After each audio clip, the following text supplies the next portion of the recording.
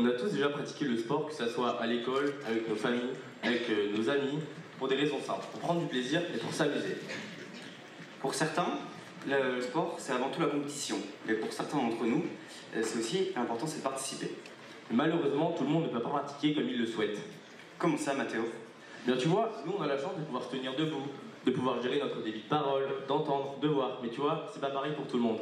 Mesdames et messieurs, si on est ici ce soir devant vous, c'est pour vous représenter la cause de celles et ceux qui ne peuvent pas faire du sport comme ils le souhaitent. En tant que sportif et représentant de la mention APA sans STAPS, nous devons de mettre la lumière sur l'activité physique et adaptée. Mais qu'est-ce que l'activité physique adaptée, Pablo? L'activité physique et adaptée, tout simplement le fait de partir d'un sport de base et de le modifier en s'adaptant aux pathologies des personnes en situation de handicap. Ok, mais concrètement, on peut faire quoi comme sport? Tous les sports, mais en s'adaptant. On peut faire du basket, mais en fauteuil. Mais on peut très bien faire aussi de la pétanque avec des boules qui sont adaptées en caoutchouc, ça s'appelle de la boccia. Mais comment c'est possible? Parce que sans les mains, on peut pas lancer. Sans les yeux, on peut pas se repérer. Puis sans les oreilles, on n'a pas d'auto-auditif. Alors comment ça fonctionne? On s'adapte. Si on n'a pas de mains, alors on utilise des rangs ou des balles spécifiques. Si on n'entend pas, alors on utilise plusieurs matériels visuels. Et si on ne voit pas, on peut utiliser des balles sonores. Entre autres, mesdames et messieurs, ce qu'il faut, c'est s'adapter à la capacité et à la spécificité de chacun des personnes. C'est donc le défi que nous sommes lancés avec mes camarades et moi. Donc on a voulu faire découvrir le sport à des jeunes en fauteuil électrique. Donc vous pensez que c'est impossible, mais la preuve en images. Donc c'est les images de la journée qui s'est déroulée, où pour créer les ateliers, nous ne sommes pas partis de ce que les participants ne pouvaient pas faire, mais de ce qu'ils pouvaient faire. Ça nous a donc ouvert le champ des possibles. En collaboration avec la SEM, section d'éducation motrice, localisée à La Couronne, nous nous sommes rencontrés en amont afin de pouvoir se présenter et s'informer sur ce que pouvaient faire les jeunes, ce qu'ils aimaient et ce qu'ils n'aimaient pas faire, pour s'adapter le plus facilement possible. Donc, par exemple, nous avions une pratiquante qui était non-voyante. Donc pour jouer au morpion, nous lui avons donné un support, donc elle pouvait toucher, repérer les cases et les pions, et grâce à ça, elle a pu s'amuser et jouer avec tout le monde. Mais aussi, on voulait leur faire découvrir le football, mais c'était plus difficile parce qu'ils étaient en fauteuil. Donc pour cela, on a modifié la taille de la balle, on a pris un gros ballon, un Swiss ball, mais aussi la taille des buts, pour que ça soit plus avantageux et plus autonome afin de marquer.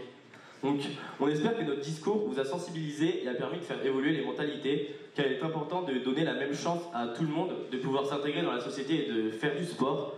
Donc on espère vous retrouver nombreux l'année prochaine sur les projets qui seront créés, car c'est sur le terrain que l'on en apprend le plus. Merci. Et vive le handicap! Alors, public en délire, ça va être à toi. J'ai l'impression qu'il y a un espèce de fan club par là, là.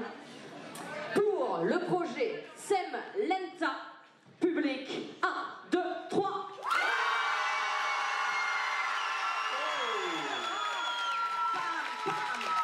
Record de la soirée, 114. 114.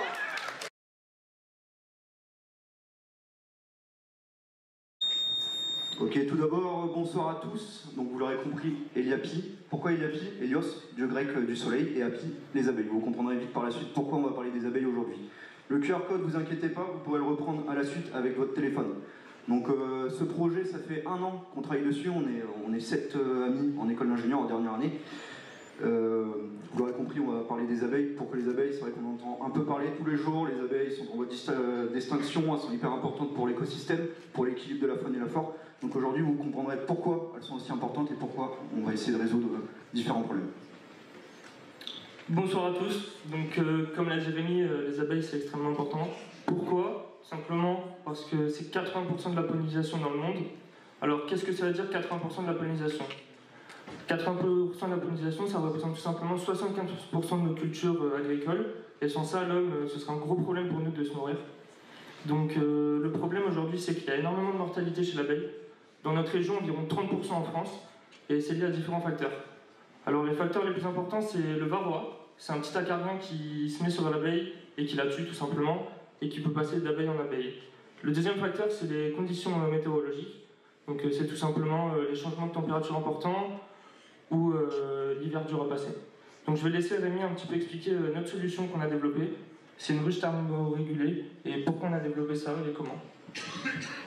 D'accord. Donc maintenant que vous avez compris un peu plus la problématique et vous avez aussi compris pourquoi les abeilles c'était aussi important, on va vous parler un peu de notre solution. Donc avant de commencer, cette solution qu'on propose, ça n'existe pas dans le monde. On est pour l'instant les premiers à essayer de proposer ça. Le varroa, comme Maxime vous a dit, c'est un petit acarien qui vient se poser sur les abeilles. Aujourd'hui, le seul moyen d'éliminer cet acarien, c'est par des traitements chimiques. Le seul problème, c'est quand tu utilises des traitements chimiques, de une, on perd le label bio, et de deux, tout simplement, le varroa, l'acarien, il va commencer à s'habituer. Donc nous, ce qu'on souhaite proposer, ce qu'on a mis en place depuis 1 an déjà, sous forme de prototype, aujourd'hui on a une dizaine d'apiculteurs qui nous prennent des ruches afin de tester et qualifier notre solution, c'est de faire une assistance à la sauvegarde des colonies d'abeilles, lutter contre la prolifération du varroa et maintenir une température idéale toute la saison. Donc pour faire simple au niveau technique, on a un petit panneau solaire qui fournit l'énergie. Au fond, on a une résistance chauffante qui va venir chauffer, des capteurs de température, des cartes électroniques qui vont venir gérer tout ça avec des batteries 100% autonomes et ça nous permet par des traitements d'éliminer tout simplement le varroa. Merci à tous de nous avoir écoutés. Si vous voulez nous soutenir, vous pouvez bien sûr scanner le QR code pour aller directement sur notre Instagram, eliapi-8fr. Merci à tous et merci au SCUC. Et ce qu'on va vous demander maintenant, c'est si vous pensez que la sauvegarde des abeilles, ça vous concerne de près ou de loin, c'est de crier le plus fort possible. Le prix public de l'idée innovante. Le prix du public de l'idée innovante est attribué à Seb Lantin.